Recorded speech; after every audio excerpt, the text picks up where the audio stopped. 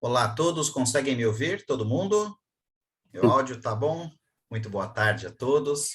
Estamos começando hoje o terceiro painel do Perint Week, evento que está acontecendo, está rolando durante essa última semana do mês de outubro. Esse evento que tem ao todo 9 painéis, né? Então, fora este painel, ainda teremos mais 6 painéis. E temos aí por volta de 40 profissionais envolvidos aí como painelistas deste evento ao todo, ao longo dessa semana todinha, né? O nosso painel de hoje a gente trouxe aí, como as pessoas podem ver, né, aí na tela já os rostinhos aí, as carinhas. A gente trouxe aqui um time de craque para poder discutir a respeito de GRC. E o nosso tema de hoje é GRC em bancos e instituições financeiras, não é? E ao longo dessa próxima hora, nós vamos conversar um pouquinho com vocês a respeito desse tema, colhendo as opiniões aqui dos nossos painelistas. Então, a primeira pessoa aqui que eu vou apresentar é o Jorge Krenin, né?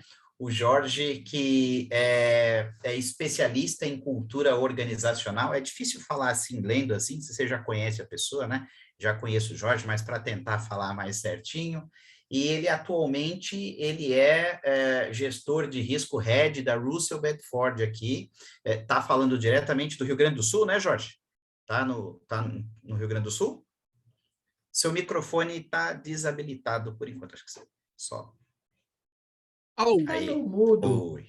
Oi. Eduardo, muito obrigado pelo convite, né? A gente já atua junto em outros eventos, é um prazer estar aqui com essa galera bacana, especialistas, mestres nesses assuntos, e a gente sempre aprende, né? A gente sempre para, né, nesse mundo agitado aqui, e novos insights sempre surgem.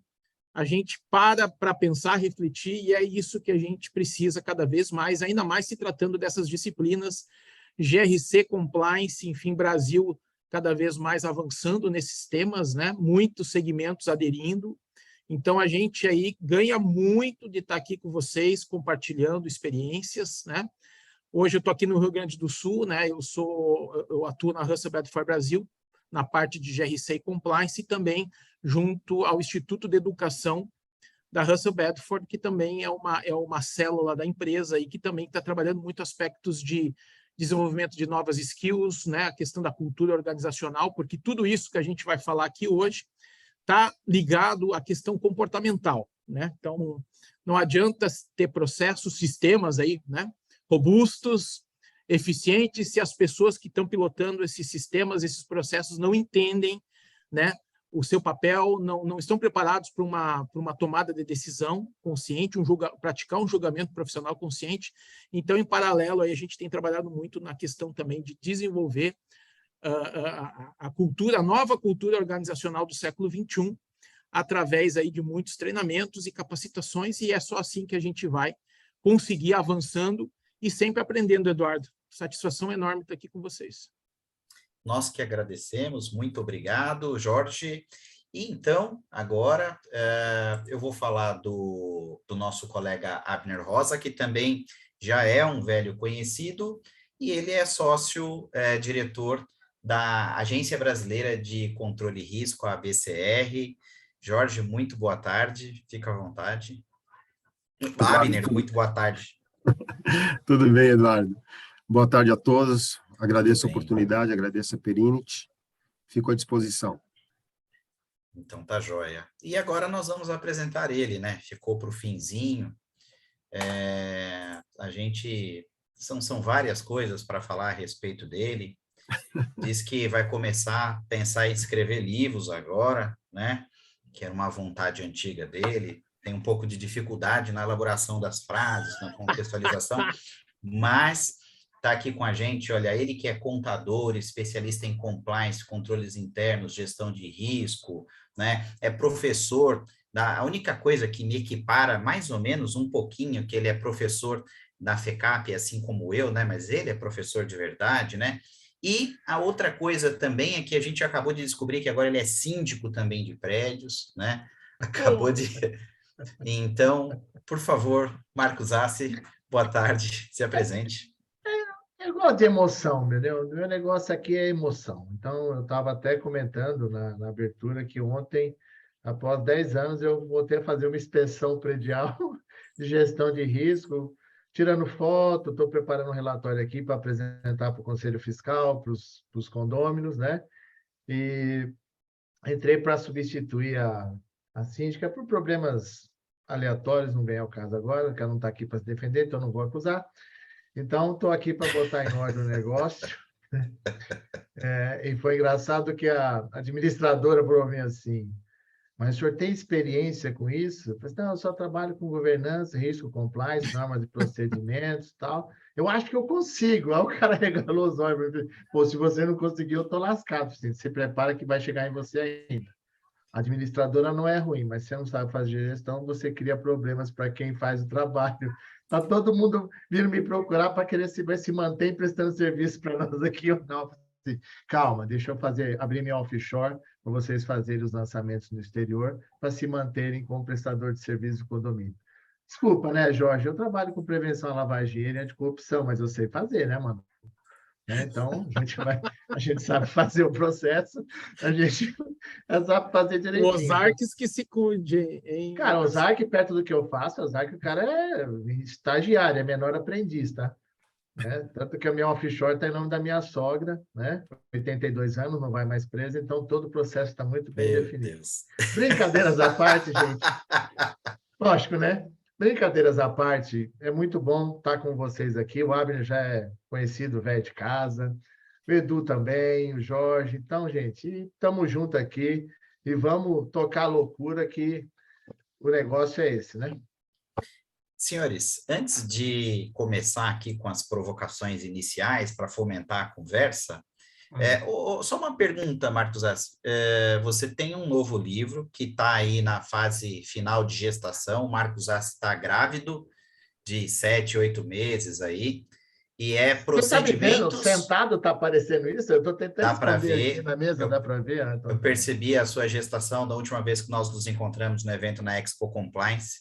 Olha aí, ó, procedimentos operacionais. Quando é que vai nascer?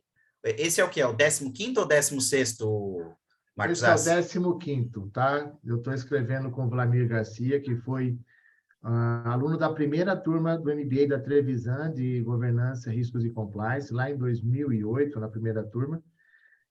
O livro vai ter prefácio do Rodrigo Bertocelli, que é do Instituto Não Aceito Corrupção, tá? Perfeito. E São Paulo, né? Como os demais também, né? Eu tenho uma dívida de gratidão pela São Paulo, porque quando ninguém sabia quem eu era, e continuo sem saber, mas pelo menos eu tenho bastante livro lá, né? Com o pessoal. E é uma necessidade até porque assim, eu já estou há 21 anos, de vez em quando eu recebo uns WhatsApp aqui assim, guru, câmbio, né? Aí é o cara querendo falar comigo. Você já viu quem riu aqui, né, Abner? Quem é que manda as mensagens? Já vi. Guru, está disponível? Aí a gente começa a conversar, a gente percebe que as pessoas querem implementar gestão, processo, mas elas não têm os processos mapeados, não têm os descritivos, e aí você começa a se deparar por que nós temos tanta dificuldade em controles internos, compliance e risco, é por falta de base operacional para a gestão. Então, resolvemos fazer esse livro agora com modelos, técnicas, relatórios. É o seguinte, meu amigo, se não conseguir, é melhor se mudar de profissão e vai fazer alguma outra coisa. Perfeito. Olha só, antes de começar aqui, então, as nossas conversas, eu quero deixar aqui uma enquete no ar. Então, o Rodrigo, que está aqui, o nosso marketing man aqui da produção, nós vamos lançar aí a enquete número 1. Aí, a depender se houver tempo, enfim, a gente lança uma enquete número 2, como é um período de 1 hora, é pouco tempo, rapidinho passa, mas a primeira pergunta, primeira enquete que o Rodrigo vai publicar aí é: como está o nível de maturidade da estrutura de controles na sua empresa financeira, né? Aí tem aqui as alternativas, eu vou ler rapidamente: implementado e atendendo todas as áreas de negócio com nível de suficiência e eficiências aceitáveis, implementado, mas ainda em fase de maturação e conscientização das áreas de negócio, em fase de implementação com mapeamento dos processos, identificação e avaliação dos riscos, iniciando campanhas de conscientização. Controles são executados informalmente, não há um mapeamento formal e avaliação dos riscos e da estrutura de controles internos. E a última que eu não sei, não tenho essa informação. Então, fiquem à vontade para responder. Aqui depois, ao término, não vai falar quem respondeu o quê. Nós estamos interessados na totalidade, nos percentuais, tá?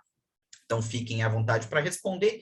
E eu começo aqui falando o seguinte, né? E eu começo com o Jorge, e aí depois a gente distribui para os demais, porque hoje, Jorge, a gente vê que existe uma distância, né? Na verdade, uma distância real mesmo, entre o que é estabelecido como as responsabilidades das 3 linhas de defesa e aquilo que é praticado de verdade, aquilo que é feito na real, né? Então, como é que a gente pode apoiar para a correção dessas atribuições em favor aí de uma boa governança para essas 3 linhas? O que você acha?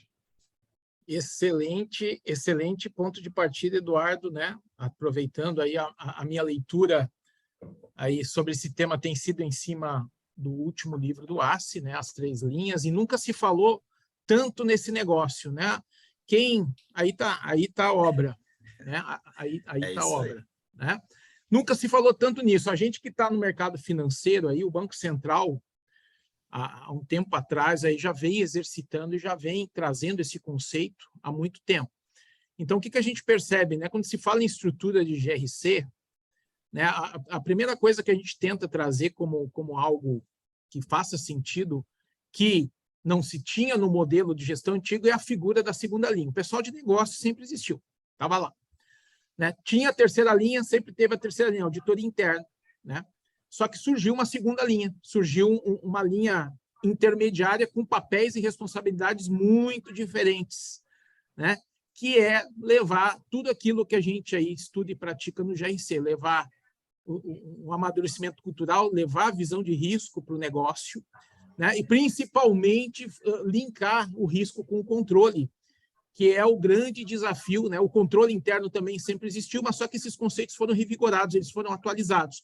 Então, quando a gente fala em gestão integrada de riscos, integrada ao negócio, então tem várias abordagens que a gente pode interpretar. Pode ser risco integrado ao negócio, a integração dos próprios riscos, os vários tipos de risco, né, que a entidade está exposta, e também a questão da integração do risco ao controle interno, que eu acho que é uma das grandes desafios de fazer com que o controle interno ele faça sentido. E no momento parece que quando a gente começa a trabalhar, nós como segunda linha, fazer esse exercício diariamente, não adianta, pessoal, trabalhar com isso ou exercitar isso lá uma vez por semestre. Então, o papel da segunda linha é extremamente importante porque ele vai estar ali no dia a dia, batendo na tecla, como a gente costuma falar. Batendo na tecla, promovendo os assessments, trazendo aí o que o Assi falou no início, né, a padronização dos processos. Então, primeiramente, o desafio, Eduardo, é realmente trazer para a alta administração quais são as atribuições e responsabilidades da segunda linha. Eu creio que a terceira, a auditoria interna, já é de conhecimento um pouco, né? Mas ainda existe muita sobreposição, que eu acho que talvez ali a gente possa debater um pouquinho essa questão da sobreposição. Tem auditor interno escrevendo processo, Assi? Tem? Ainda ou não? Eu joguei a bolinha para ele para ele chutar. Está no mute. Desculpa, sabe o que acontece? Eu me segurei aqui, botei no mudo para não interferir, porque assim, aproveitando aqui, antes de falar, faltou nessa questão inicial, viu, Edu, colocar assim, somos temente a Deus, Deus nos ajuda a fechar os processos, tá? Porque tem alguns lugares que Deus ajuda, porque não tem processo, não tem manual, não tem nada. E tem lugar, por exemplo, Jorge, que a auditoria monta matriz de risco, ela está dando suporte no financeiro, Ela tá? é terceira e segunda. Ela veste as Não. duas camisetinhas. Meu filho, eu já não sei. Ela tá, de vez em quando ela tá no ponto morto, às vezes está em primeira, às vezes está em segunda, às vezes está em terceira. E aí, quando dá muita porcaria, engata uma quinta e sai da empresa, entendeu? E fica todo mundo sem saber o que fazer. E começa Mas, tudo do zero. porque assim, cara, desculpa, existe um problema clássico que as pessoas eu acho interessante que, não, nós temos uma maturidade de controles internos e compliance adequada. A maturidade está na segunda linha, porque a primeira linha não faz a mínima ideia. Só para você ter uma ideia, Jorge, coisa bacaninha, eu estou num trabalho aí, há um tempo atrás, e a área comercial veio perguntar para mim se não tinha como tirar o conheça seu cliente na abertura de conta. Eu falei assim, tem, tira você, o conheça seu cliente, e quem mais está apoiando a ideia. É alto risco, né? Então, Não, ainda desculpa, cultura... nós estamos agora com todo esse processo de prevenção à lavagem de dinheiro já, né, amadurecido, mas não, né? Então, acontece o seguinte, plano de ação, quem faz plano de ação? Não é a área de negócio, não é a linha de frente, é a segunda linha, porque o cara não sabe nem o que tem que fazer, e aí a auditoria depois audita quem? E aí está o reporte da governança, né? Que tipo de resultado, né, a alta administração está recebendo por intermédio da terceira linha. Então o exercício vai ser orquestrar, trazer o básico, como você falou, tem que ter o básico de entendimento de quais, né, identificar as linhas, né, olhar e pegar a estrutura organizacional e identificar quem são as linhas.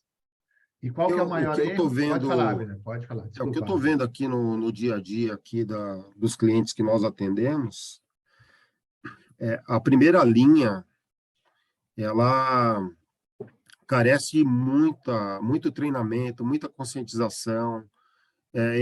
Eu percebo claramente aqui nas nossas demandas que a primeira linha não está preparada, não tem esse grau de maturidade ainda para olhar os riscos do negócio, né? Então, o que acaba percebendo aqui no dia a dia de tanto mexer nos processos e nas atividades, descobrem-se inúmeras fragilidades e aquele colaborador mal intencionado vai explorá-las. Por outro lado, aquele camarada que mexe com isso o tempo inteiro não consegue ter uma visão, não consegue atuar preventivamente para trazer elementos. Fala assim, isso aqui é um ponto de atenção, né? Então, eu acho que falta muito ainda em termos de amadurecimento para quem está no dia a dia das operações. Agora eu queria... Até porque, só um minutinho, Edu, só um Sim. minutinho. Sabe por que acontece isso, Abner? Porque a segunda linha, ela está montando matriz de risco que só ela entende. Ela não monta matriz de risco para a primeira linha entender o que fazer. Os profissionais de compliance estão verdadeiros compliance samambaia, só serve para enfeitar a garagem. Não dá fruto, não dá flor, e está lá e a gente fica de vez em quando cortando os bichinhos que fica pendurado na samambaia. Os gestores de risco, ele tem mediunidade avançada, ele pega uma tábua Ouija, põe o copo em cima e fica assim, o risco é alto, médio ou baixo, o copo fica direcionando para o A, para o B, para o M, e não monta controle, não entende o que as pessoas fazem, não senta do lado das pessoas para conversar com ela, para entender a dificuldade que ela tem de fazer o trabalho, e quer implementar matrizes, modelos, políticas, que as pessoas não fazem a mínima ideia, e depois falam assim, não, quem tem que escrever o procedimento da política é o gestor da área. Assim, bicho, ele não sabe nem fazer o trabalho dele, quanto mais escrever regras para os outros seguirem. Então, esse pessoal, Edu, tem que dar 2 passos para trás e dizer o seguinte, ou a gente desce lá, traz todo mundo para o segundo andar, ou vai ficar todo mundo no térreo perguntando para onde vai. Tem que ir lá no chão de fábrica. E o modelo, isso se dá, eu tenho refletido muito, Abner, Eduardo, em relação aos modelos, né? O GRC, Compliance, são modelos, né, de gestão século XXI. Nós somos gestores programados, fomos programados no século XX. E qual é a diferença? Vocês já falaram aí, reação versus prevenção. A reação ainda está dentro do modelo. Então, no momento que você traz, né, a mudança da cultura, você tem que parar de reagir para começar a pensar no preditivo, né, mudar um modelo reação versus predição, é o primeiro desafio que vai que vai estar ligado lá a um desafio de mudança de cultura, de mindset, como a galera tem falado aí. Então, a cultura, quando a gente fala a palavra cultura, a gente tem que arrumar um outro termo. Parece que quando a gente fala cultura, parece que a gente está falando de ir no cinema, no teatro. Não é esse tipo de cultura, pessoal, é a forma de enxergar, é um modelo de negócio que Gerenciando precisa mudar. condutas e aprimorando posturas, e a cultura vem.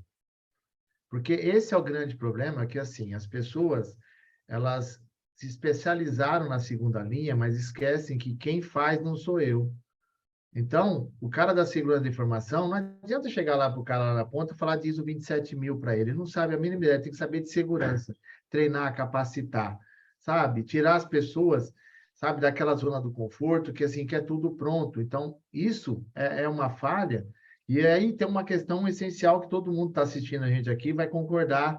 Falta apoio de quem está em cima, porque ele também não faz a mínima ideia do que está fazendo. Está mais perdido que cebola e salada de fruta. Tá?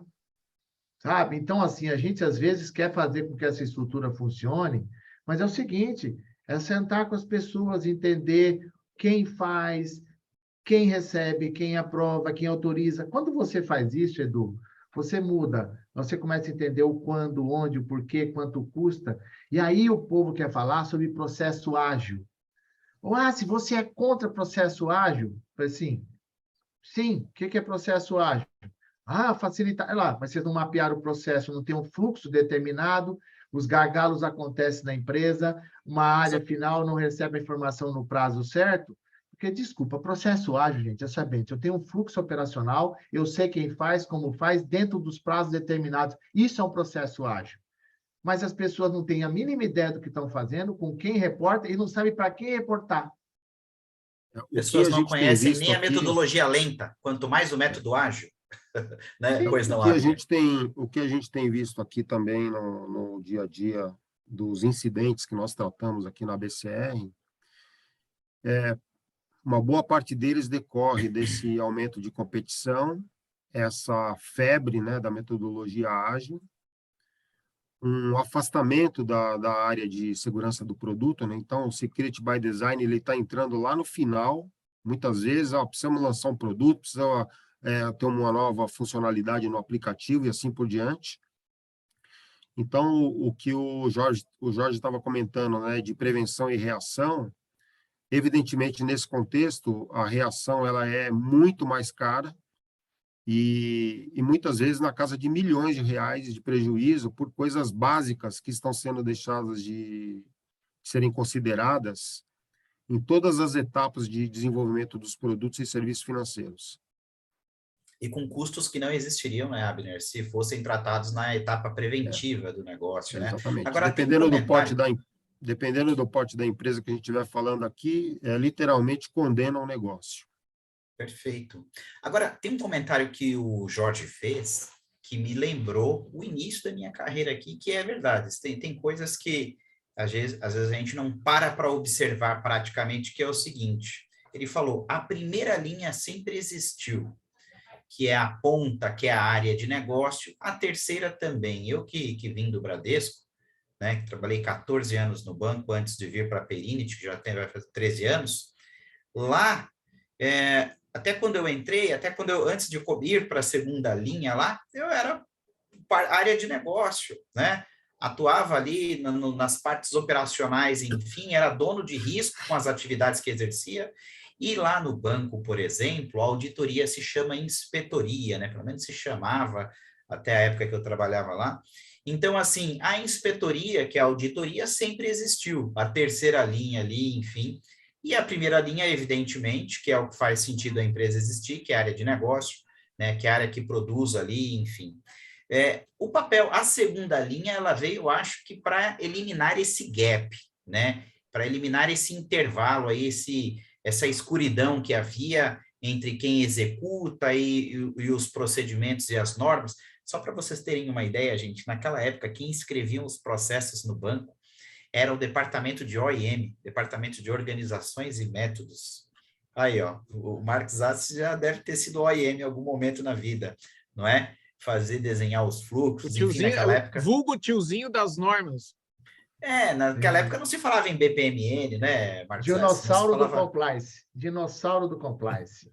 É uma coisa, até perguntando aqui, aproveitando isso, Edu, a Jéssica fez uma pergunta aqui, pô, mas descer na primeira linha não interfere na segregação? Gente, desculpa, orientar a fazer não é fazer. É sentar, ajudar a escrever, ele aprova, a partir daquele momento ele começa a ser um multiplicador com a equipe, não sou eu. É que o cara, às vezes, não tem a mínima ideia nem de como escrever um documento. Então, você desce, auxilia ele, critica, avalia, e ele vai validar o processo e vai multiplicar. Não tem engajamento, né? A gente já passou, todos nós já passamos por isso. Se você faz algo para outra pessoa, qual é a chance dele seguir aquilo que ele não escreveu? Né? Exato, pequena, né? Pequena. Então alguns... Eu falei, século XX. O século XX vai nos acompanhar por um tempo ainda, até que as lideranças entendam que a gente está aí, o método de comando e controle mudou, aí o crescimento populacional aí tá absurdo, né? Isso significa, isso é boa notícia, pessoal, mais negócios, né? Volume, e não vai dar para a gente implementar um Big Brother monitorando as pessoas 24 horas. Se a gente não puder contar, cada um é um agente de compliance dentro das companhias, das instituições, e cada um tem que estar bem ciente do seu papel e das suas responsabilidades. Não adianta colocar aí, né, qualquer tipo de processo 4.0 automatizado, que ainda o ser humano tem, é um principal fator de risco. Está lá na ISO 31000. Está lá, só procurar. O fator humano, ele é o fator de sucesso ou insucesso, aí se tratando de gerenciamento de risco. Então, não tem como a gente negligenciar a mudança do mindset. Não adianta ter o sistema turbo da Perenity que não vai resolver, porque depois, como todos nós já passamos, né, a culpa é do sistema. Né? O sistema é ruim, o sistema não funciona. Mas é um detalhe, né, Jorge? Fala, Wagner, pode falar. Oi, quer falar? Não, mas você pode ser, não, pode deixar que eu lembro. Eu ia complementar aqui que essa questão aí dos fatores humanos, né? Baseado também aqui na nossa experiência. Muitas vezes os incidentes que a gente trata aqui, na parte de investigação e depois medidas legais, nós temos encontrado muitas fragilidades no processo de recrutamento e seleção. Então, uma boa investigação em recrutamento e seleção. Depois, falhas na coleta de evidências de que a pessoa participou de treinamento de segurança da informação. A gente deu treinamento, mas você prova que você treinou a pessoa. Não peguei um certificado de participação, uma lista de presença, qualquer coisa do gênero. E também no que se refere ao código de ética. Muitas vezes a gente não encontra a aderência ou conhecimento, ou uma evidência que mostre que aquela pessoa teve acesso, teve conhecimento ao código de ética. Isso embarcado com sistemas que possuem pouca ou baixa rastreabilidade de logs de acesso, acumulando com alçadas cada vez maiores, acaba que vira um conjunto de pontos que favorecem bastante a questões de fraudes internas, fuga massificada de informações, aliciamento de pessoas. Então, as questões relacionadas aos colaboradores, sejam internos ou terceirizados, ela é fundamental. Perfeito, perfeito. De acordo. Aí, deixa eu falar para aproveitar isso, Jorge. Tem um vídeo lá no meu canal do YouTube, aproveitando aqui essa imensa audiência, que é esse texto aqui, ó. Por que gerir riscos na sua organização e como conduzir Perfeito, adoro essa analogia, Assi. Porque é o seguinte, quem dirige o carro é quem está na linha de frente. Eu sou o cara que paga IPVA, faz a manutenção do carro, licenciamento, e monitoro para ver se o motorista está habilitado para dirigir o carro. Então, se eu nunca descer lá na garagem, eu nunca vou saber qual tipo do carro, se o carro está em condição da pessoa dirigir ou não. Perfeito. Sabe? Então, não adianta nada a gente... Sabe, essa questão primordial que às vezes as pessoas reclamam, Edu, até aproveitando, Ah, mas é difícil entender os processos da empresa, mas você nunca desceu para conversar com ninguém como faz, como que você vai poder auxiliar alguém se você não conhece o que está sendo feito? Perfeito. E Sabe? assim... Sair daquele patamar de só fazer questionáriozinho e cobrar, não, senta, entenda, melhore. E o questionário não é só para o controle, ou para o compliance, ou para isso, é para a segunda linha fazer um diagnóstico, porque quando você vai ao médico, o médico vai te perguntar o que você está sentindo, se tem alguém na família, ele te faz todo um levantamento, faz exames, volta, faz novos exames e volta, e ele vai te dar uma receita com medicação, de horas em horas, de quanto tempo, uma dieta, e se você sai do consultório e não pratica o que foi dado, é a mesma coisa com o nosso trabalho. Não Exato. adianta nada. Exato. Não vai alcançar, não vai ter a cura daquele problema, não é verdade? Amigos, eu vou fazer o seguinte, nós vamos, o Rodrigo que está aqui, ele vai publicar o LinkedIn de todos nós aqui, todos os nossos LinkedIns, né, do Marcos Assi, do Abner, do Jorge, do meu, e eu vou pedir também para o Rodrigo publicar o resultado da nossa enquete antes de entrar com uma próxima provocação. Olha só aí, ó. Então, só recordando ali o que era o questionamento. Como está o nível de maturidade da estrutura de controles da sua empresa financeira? 18% disseram aí que está implementado e atende todas as áreas de negócio. 22% diz que está implementado, mas ainda em fase de maturação. 29%, e esse foi o vencedor, né? Em fase de implementação, com mapeamento, parari, parará. 16% diz que os controles são executados informalmente, não há um mapeamento dos riscos de fato, enfim, e 14% não sabem ou não possuem essa informação. Acho que dessa enquete aqui a gente já tira uma informação importante, né? Dessa fatia. As pessoas que não sabem, elas realmente pode ser que não esteja, e pode ser que esteja e elas não tenham conhecimento apurado. Mas 16% já apontaram que isso não está sendo feito de forma adequada. A gente costuma dizer que os bancos é o segmento de negócio com maior nível de regulação e que, portanto, está mais adiantado do que tudo isso, porque tem Bacen, tem CVM, tem a Basileia, existem uma série de elementos aí que fazem com que os bancos estejam voltados para os aspectos regulatórios já há bastante tempo. E a minha provocação aqui, ela diz o seguinte, eu vou ler um pequeno trecho aqui e daqui vai ser um motivador aí para a gente fomentar essa próxima conversa. O Bacen tem criado regulações para as empresas financeiras de pequeno porte ou classificadas como S5, também S4, né, para a implementação de uma gestão de risco simplificada. A exemplo da Circular 4606, que já é de algum tempo atrás, exemplo da Circular 4606, e porque as instituições maiores, aquelas classificadas como S1 e S2, já possuíam outras regulações, né? Assim, o regulador tem adotado medidas de controle mesmo nas instituições onde o volume de capital transacionado não é tão grande, tornando a prática de conformidade obrigatórias em uma fatia maior. Antes você cobrava, né, você exigia uma série de coisas apenas das maiores instituições, e hoje você cobra isso das menores instituições também. O Banco Central também se preocupa, por exemplo, com as empresas classificadas como S5, né? Então, aí eu pergunto para vocês três, Abner, Assi e Jorge, qual mudança...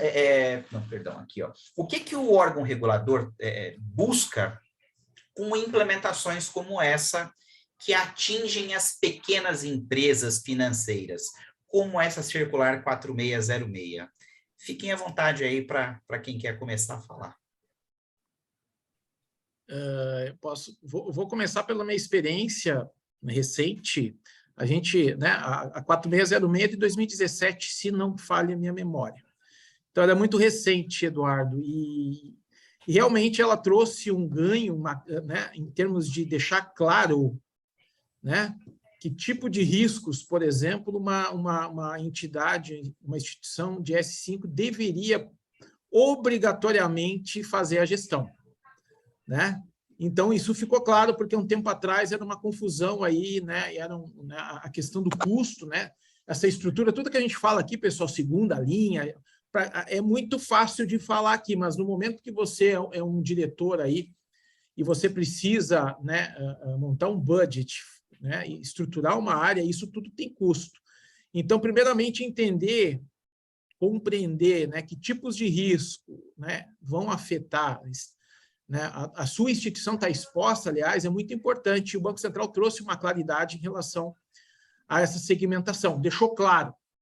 O desafio agora é fazer com que essa gestão saia do nível regulamentar, né? Ele descreve, a gente fala muito, né? O Banco Central ele usa, o Conselho Monetário, aliás, regulamenta e o Banco Central cobra.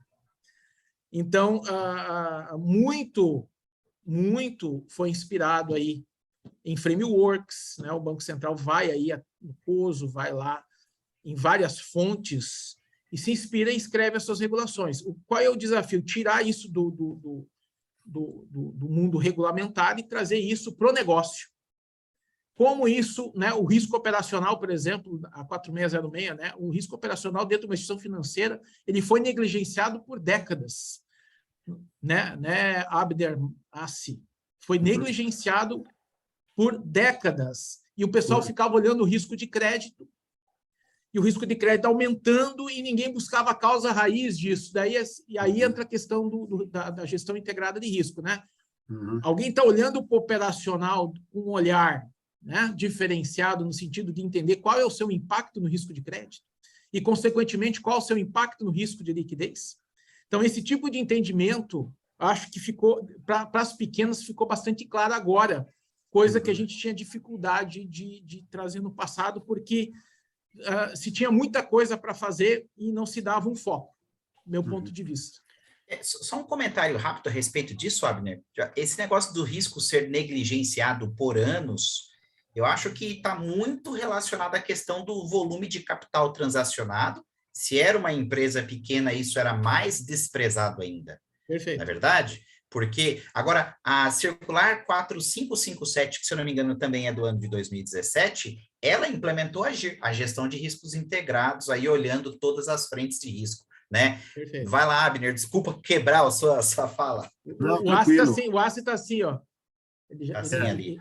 Não, o meu entendimento é que a expansão, né, para S4 e S5 se dá também em razão dessa absoluta conectividade entre todas as instituições, né? A gente vê aqui nos crimes financeiros o envolvimento de 8 ou mais instituições dentro de um mesmo crime financeiro. O dinheiro ele pulveriza de uma maneira absurdamente rápida, envolvendo inúmeras instituições, né? Então, você pega uma falsidade ideológica, um crime cibernético, um vazamento massificado de informações, como ele pulveriza no mercado inteiro. Então, essa regulação e essa conectividade entre todas as instituições, essa busca pela padronização dos controles, eu acho que ela vem ao encontro também da mitigação desse tipo de risco, né? Você ter, pelo menos, os pilares básicos iguais para todo mundo. Não, concordo muito com o que o Abner falou, porque, principalmente, hoje em dia, com essa rapidez, com essa conectividade que ele falou, às vezes o mesmo capital, num único dia, passa por diversas instituições financeiras, não é? Exatamente, e às vezes ele passa por uma pequena, que é uma S4, S5, e passa por uma S1, né? Então, havia necessidade de criar controles também, mesmo para as empresas cujo volume de capital transacionado é menor, mas que está tão sujeita às mesmas fraudes como as outras, né? Eu vou aproveitar o ensejo aqui e já vou aproveitar e responder umas perguntas que já fizeram aqui com uma resposta única, tá? A Ellen perguntou sobre dados pessoais, tá? Só para falar, Ellen, dados pessoais sensíveis não é problema. Só os sensíveis é problema. Dado pessoal, você continua tendo que ter telefone, e-mail. Existe um erro tá? Das pessoas interpretar a legislação. Você, para emitir uma nota fiscal, continua tendo que dar nome, CPF, endereço para entregar mercadoria, tá? Então, tem que parar com essa bobagem que as pessoas elas não estão implementando regras para proteger o negócio. Ele está atendendo o órgão regulador e você mata o teu processo. Isso que você falou da 406, da 4557, da 3450, 449, qualquer código para você dar de resolução circular, Edu, o grande erro é atender só o órgão regulador, você tem que atender o negócio. Entender como o negócio funciona, e se fizer bem feito, você vai atender qualquer órgão regulador. Quer implementar metodologia ágil, tem que pensar em controle e risco, porque as pessoas não pensam nisso, elas estão fazendo negócio para bypassar processo. As pessoas esquecem também que a mudança cultural tem que ser feita não é só para uma lei, para uma resolução, é entender o negócio, como eu faço, e a minha limitação para entender a questão da operação.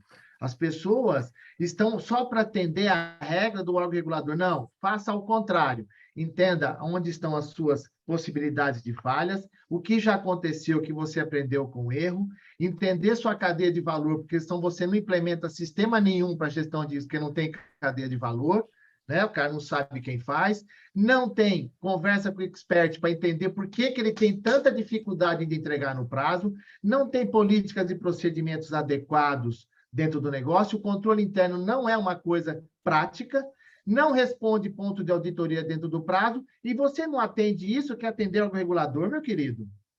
Desculpa, quer implementar LGPD? Gente, LGPD é dados pessoais sensíveis, que é preocupação do RH e preocupação das operadoras de saúde com dados de saúde das pessoas que estão na ficha cadastral. Ou na sua instituição financeira, quando você faz um cadastro de seguro, que a pessoa coloca doença pré-existente. Essa é a minha preocupação. Endereço, nome, RG e celular, desculpe, isso continua sendo um dado recorrente no processo. Então, esse é o grande problema. As pessoas pegam a legislação e querem atender a legislação. Não, desculpa, eu preciso atender o meu negócio. Mas isso aí que eu falei, não, mas é isso mesmo. Porque as tem que tirar do não, nível não regulamentar e... Não, se você faz só para atender o regulamento, Jorge, a gente mata o negócio. Ah, eu fiz para atender o Banco Central, eu fiz para atender a não SUSEP, fica funcional, não agrega valor. Exatamente, não faz ideia. Aí fica igual o mineiro, oncotô, poncovô, doncovim. Você não tem que mudar só o mindset, mano, é mudar o mindset, mind 8, mind 9, todos os mind que tiver tem que mudar, maluco. É isso aí. Entendeu? Sabe? É isso aí. Porque, sabe, é um contexto que às vezes, estou olhando aqui quando vocês estão falando as perguntas, elas sempre vão girando em cima de uma questão seguinte, é o que as pessoas fazem. Entenda as ramificações, entenda isso. Aí, quando você entende isso, você vai atender como atender qualquer órgão regulador. Pergunta lá para o cara da contabilidade como que ele atende a Receita Federal sem informação contábil. A percepção do risco ainda é extremamente ligada a cada um de nós tem uma percepção do risco diferente. E eu vou dar um exemplo do ASSE, aí, a relação com o veículo. Existe uma lei nacional de trânsito que obriga todos os cidadãos brasileiros a usar o cinto de segurança. A pergunta é, por que ainda tem pessoas que não usam? Porque aperta meu peito. Pressiona aqui, me atrapalha a dirigir. Aí, Então, quando o breque vai parar nos quintos dos infernos, se tivesse de cinto, só batia a testa no volante. E aí eu estou numa empresa, o diretor vira para o outro e fala, perdi minha carteira por excesso de pontos. Então, a gente já começa a entender que esse tipo de perfil é um perfil com alta exposição a risco. Então, no momento que você vê que o perfil de risco do CNPJ é um reflexo do perfil de risco da pessoa física, você vai começar a entender que muita energia deve ser, né, direcionada para tentar, não é modificar, né? É elevar o nível de consciência desse diretor, né, que o perfil de risco dele não deveria estar influenciando o perfil de risco do CNPJ, principalmente se tratando de uma instituição financeira, né, aonde aí se tem aí uma expectativa aí, né, em relação à atuação dessa diretoria, dessa governança. Existem aí regras de governanças, apuração de responsabilidades. Então, uma pergunta que eu deixo para vocês aqui, como elevar esse nível de consciência, né? Senão a gente fica aí, outro caso real que eu vou trazer para vocês, né? A gente, na área ali, estava fazendo o gerenciamento dos famigerados planos de ação. Aí, simplesmente, tinha um controle paralelo lá de 50 planos, sumiu 10. E aí a gente, né? Sumiram 10 planos de ação. Sumiram 10 planos. Aí é o seguinte, o sistema é um lixo. Esse sistema de gerenciamento de risco, olha, chama os caras aqui, nós vamos rescindir o contrato. Né? O Eduardo, lá do outro lado, coitado, né? O Eduardo deve se deparar com esses... Esse sistema aqui não tem segurança. Sumiram os planos. Aí a gente foi fazer um trabalho de rastreabilidade e descobrimos uma falha de autorização de usuários. E descobrimos que o nosso agente... A que fica entre o teclado e o encosto da cadeira. Exatamente assim. E aí descobrimos que o agente de risco e compliance, que deveria dar o exemplo, foi o cidadão que detectou o gap e ele tinha problemas para resolver, riscos para mitigar, simplesmente ele descobriu uma forma de deletar os planos de ação, Abner, Eduardo. E aí, que tipo de ambiente você tem uma instituição financeira? Isso foi um case real. E aí a gente estava lá, o diretor estava para desligar o sistema por conta de um julgamento completamente, um julgamento inapropriado. E aí, o que faz? Né? Não tem ambiente, é isso que o Assi falou agora há pouco. Não tem um ambiente que vai resolver, né? No momento que o próprio agente de risco e compliance detectou um gap, foi lá e se utilizou desse gap. Sumiu, achou que ninguém ia encontrar. Isso é fraude? Como é que a gente categoriza isso? Fim dos tempos. Desvio de propósito. Então, isso com base no que a Ellen Rocha escreveu aqui, porque ela começou até falando assim, em relação aos eventos de ontem e hoje, atuo numa instituição que mesmo tendo treinamento, existem falhas, né? Então, acho que isso deixa muito claro que passa pela atitude, né? O treinamento por si só, se não houver a conscientização, e as pessoas têm que mudar a sua atitude. Se elas não mudarem a sua atitude, as coisas vão permanecer.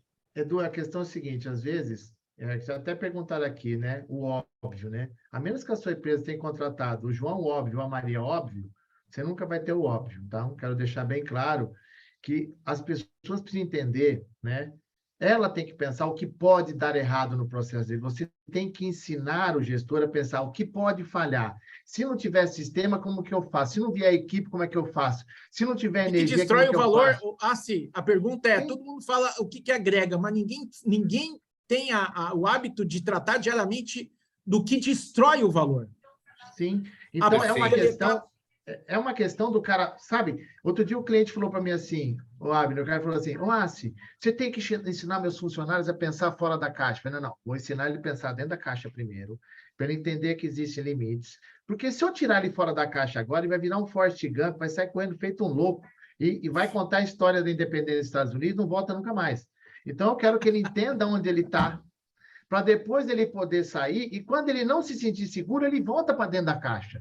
Porque esse é o princípio básico. Porque as pessoas precisam entender, né? Ele saber onde ele tem, pode se amparar, se sustentar. Porque é uma coisa, Edu, porque assim, eu vejo muito, e hoje está acontecendo um processo muito grande, e até aproveitando aqui a pergunta aqui sobre, o Bruno perguntou sobre as auditorias, né, de cooperativas. Bruno, há 3 meses atrás, eu estava dando aula, treinamento de GRC, para a Confederação Nacional das Auditorias de Cooperativa. Botei os caras para entender o passo a passo de como fazer uma auditoria efetiva, muito mais educativa, preventiva do que punitiva.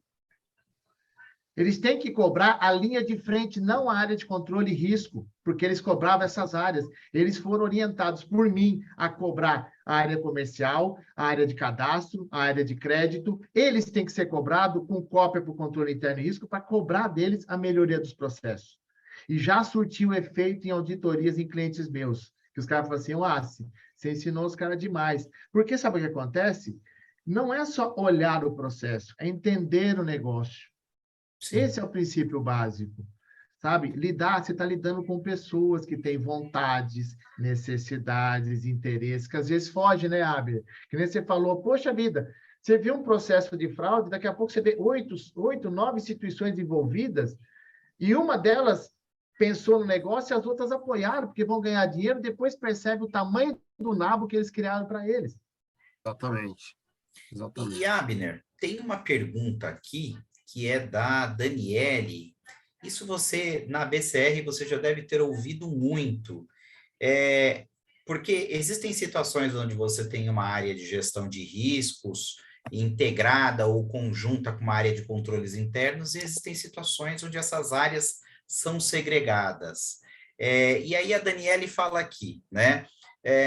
Uma área de gestão de risco operacional segregada da área de controles internos pode trazer uma segunda linha mais robusta para a sua empresa, né? Ou seria um dificultador para separar as atribuições das duas áreas? O que vocês na BCR pensam a respeito disso, por gentileza? Olha, o que a gente tem visto na prática aqui é muita sobreposição, muita confusão, e quando nós estamos em ambiente de sala de guerra, via de regra, quem que tinha que cuidar disso? De quem era a responsabilidade?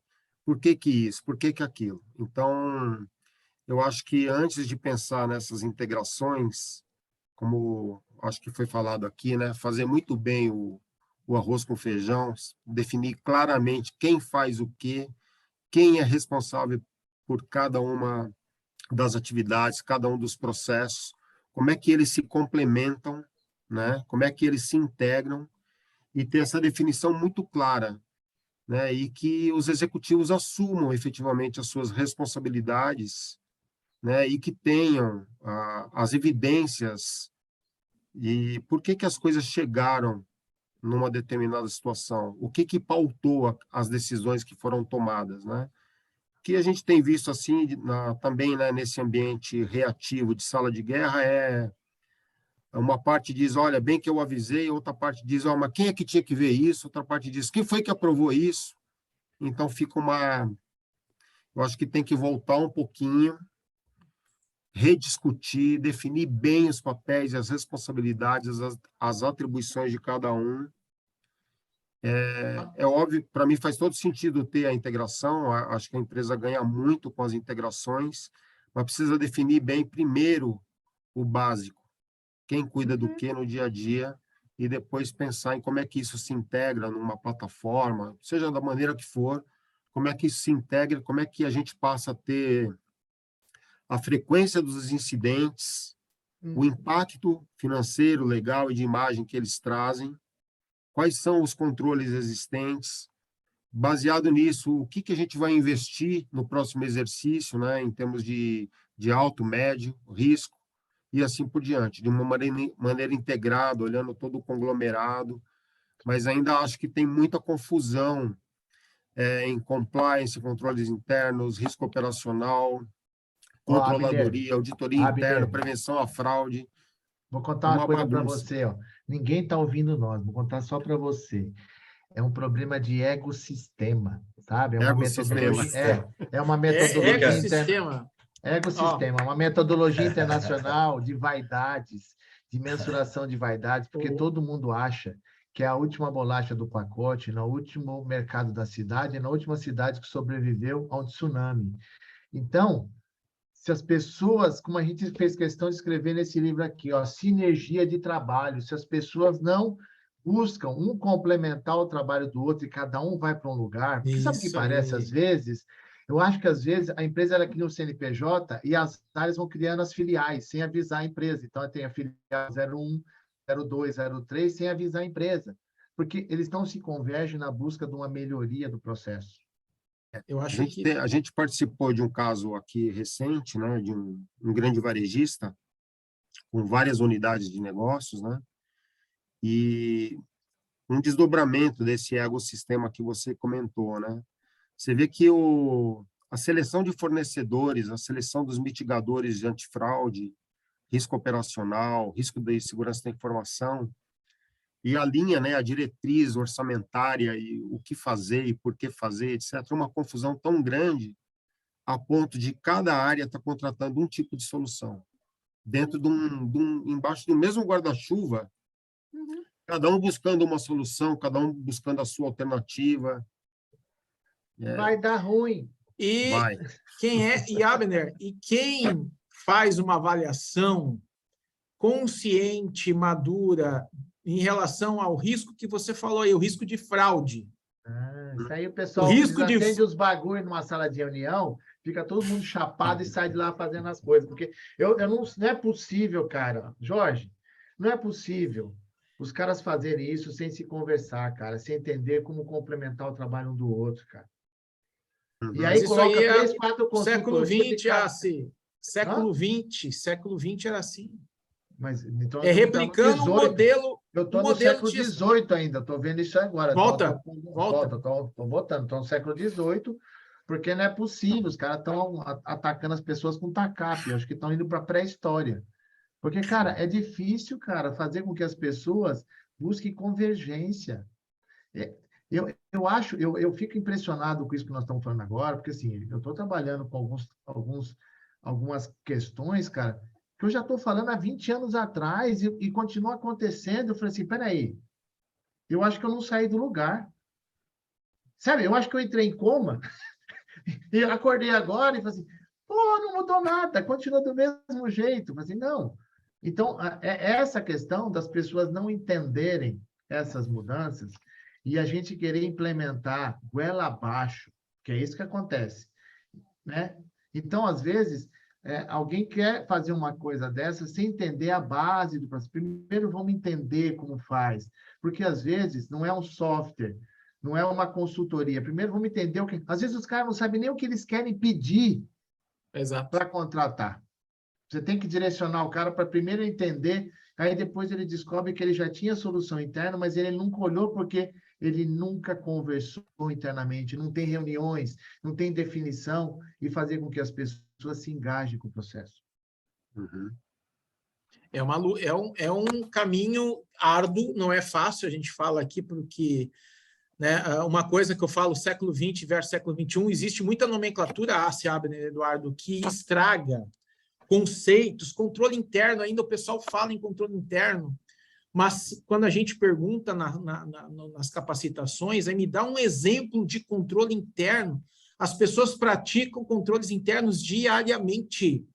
E na hora que a gente pergunta, me dá um exemplo de um controle interno que você pratica, existe uma dificuldade de materializar isso. Materializar, me dá um exemplo, uma política, é um controle interno? É um controle interno. Então, elas precisam confiar, né, que aquilo que elas estão executando, as atividades de controle, precisam ficar mais explícitas nos processos, né? Então, o que é uma atividade de negócio? E o que é uma atividade de controle? E esse controle é sua responsabilidade. E esse controle tem um propósito, mitigar riscos. Liga para a Regina aqui, liga para a Regina, para como que ela faz o controle interno quando eu viajo, ela liga pelo WhatsApp, com a tela, para saber se eu estou no quarto do hotel. Isso é controle interno. Opa, isso daí, sabe o que é? Isso aí é monitoramento de conduta, aperfeiçoamento de controle. E o chip do celular, assim, e o chip batizado. Mas sabe o que acontece aqui? Brincadeiras à parte, as pessoas, cada vez que ela checa o internet bank dela, o cartão de crédito, quando ela sai de casa e fecha o portão da casa, fecha a porta da casa, quando ela estaciona e aciona o alarme, ela está fazendo o controle interno. Você só precisa lembrar para ela, só que ela está fazendo para ela. E quando a gente pede para fazer na empresa, fica com manha, fica com mimimi. Eu falei, Abner, se eu gostasse de mimimi, eu comprava um gato gago, velho. Eu estou cansado de bicho. Vamos fazer essa a coisa para resolver, mano. Gato gago é boa. Pô, tudo que você pede, mimimi, resolve. Porque sabe o que acontece? Gente, a gente está perdendo muito tempo em justificar a não realização de alguma coisa do que fazendo. Perfeito. Faz todo sentido. Eu acho que esse problema, ele extravasa qualquer segmento, né? A gente está falando aqui com foco específico em bancos, fintechs, empresas de grande e pequeno porte do ramo financeiro, mas isso está em todo lugar, né? Tá. Eu acho que todos É os uma lugares cultura têm... generalizada. Exato, eu acho que todos os segmentos, todos os ramos, de alguma forma, têm problema nos aspectos culturais, têm problema no aperfeiçoamento dos seus controles, no monitoramento das suas condutas. Eu acho que todos também têm muita dificuldade em passar o discurso para a prática, né, na mudança de atitude efetiva, porque se todo mundo Usa lutasse... analogia, começa a usar o cara no dia a dia. Faz analogia do Exato, dia dele e você incorpora a pessoa no processo, sabe? exato. Faz ele pensar no dia a dia e traduz isso para o trabalho. Ele vai começar a entender melhor, cara, sabe? Exato, é isso mesmo. Tem que Senhores, a gente... olha... Pois não, pode falar, Jorge.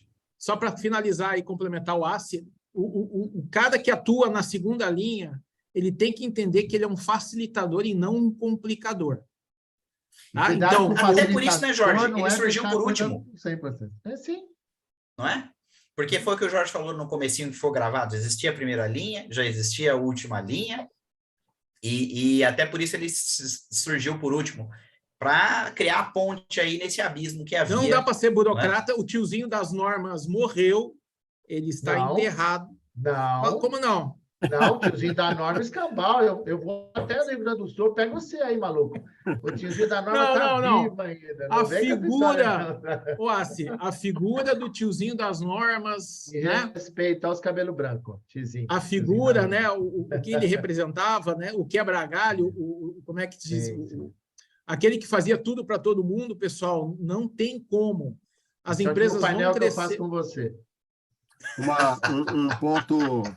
Um ponto que eu acho importante aqui colocar também é com relação a essa parte de monitoramento das atividades sensíveis, né?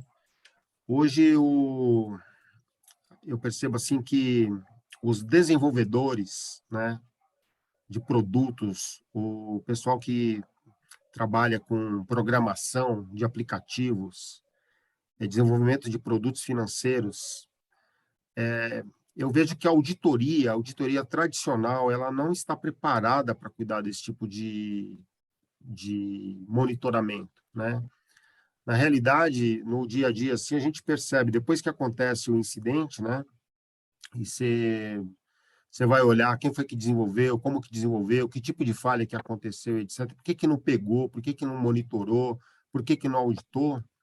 É porque, na prática, eu acho que falta a figura de alguém no mesmo nível técnico para poder olhar para isso. Né? Então, Perfeito. acho que aí tem uma oportunidade. Perfeito, perfeito. Pessoal, só falando aqui, ó, tem um comentário do Geraldo Salles Marinho, que está falando justamente a respeito daquilo que nós falamos no começo. Ele menciona aqui, ó, ele destaca as diferenças, né, de inspetoria e auditoria. Ele fala, inspetoria tinha foco de cuidar de um problema existente, Sim. mais ligado a fraudes. A auditoria interna tem o papel de mapeamento e avaliação dos riscos existentes nos processos. Críticos ou empresariais, e instituindo controles para que os riscos não se materializem. Ou seja, a inspetoria realmente atuava de forma corretiva já, naquilo que já acontecia, e a auditoria no papel preventivo mesmo, né, de orientação. A inspetoria fazia o cara chorar sem sentir dor, bicho. Entendeu? É isso aí. Pessoal, eu quero agradecer aqui todo mundo que está presente. Olha, eu quero falar dos espectadores aqui, o Thiago Labliuk, que tem cooperado com a gente aqui no painel de ontem. Grande profissional aí. Um abraço. Então, eu também o conheci aqui recentemente. É um cara muito inteligente e que tem umas ideias muito boas aí. Um abraço, Thiago, presente no painel de ontem, no painel de hoje, Jéssica Domingos, o Geraldo que eu mencionei aqui agora, Luiz Cirino Vieira, Ellen Rocha, Gustavo Villet, ou Villette, não sei se eu pronunciei certinho, a Daniele, enfim, várias pessoas, né? Tem um Anônimos também que está aqui. Tem Anônimos aqui não, também. Tem um Anônimos aqui, ó. Tem Anônimos também que está aqui, Isabel Monteiro Soares, o Bruno Silva Bastos, Roberto Oliveira, enfim, várias outras pessoas aqui. Pessoal, muito obrigado mesmo por contar com todos vocês. Eu já vou encerrar. O nosso amigo Jorge Krenin tem uma reunião de conselho de administração para participar agora. Conversou com a gente diretamente já do cliente também. Cada um com seus problemas. né? Às vezes é um problema do tipo bom esse aí, né? E olha só, o Rodrigo Portes já colocou o LinkedIn de todos nós, do Abner, do Marcos Assi, do Jorge, o meu também, da Perinity, não é? E, pessoal, muito obrigado, Marcos Assi, muito obrigado, Abner Rosa, muito obrigado, Jorge Krenin. Prazer conversar com vocês mais uma vez, amigos. Ô, gente, curte lá no YouTube, gente. Tem um canal do GRC lá no YouTube. Tem um vídeo de walkthrough. Tem um vídeo de walkthrough do Marcos Assi, que ele conta uma experiência dele numa empresa de materiais de aço, de metalurgia, que é fantástico. Curtam lá, que é bom mesmo. Abner, brigadão mais uma vez, amigo. Tudo de bom para você. Obrigado a todos aí pela oportunidade. Um grande abraço. Incrível, Eduardo. Obrigado. Fantástico. Sempre os insights a gente vai aprendendo sempre, né? Contem comigo aí, Jorge, no que for preciso. A próxima vez só com Pix. Estou fazendo agora aqui, ó. Tá aqui, ó. A velocidade da transferência dos dados que o Abner Rosa falou. Forte abraço, prazer gente. Enorme, Abner Assi, Eduardo. Valeu. Obrigado, tchau. Abraço. Tchau.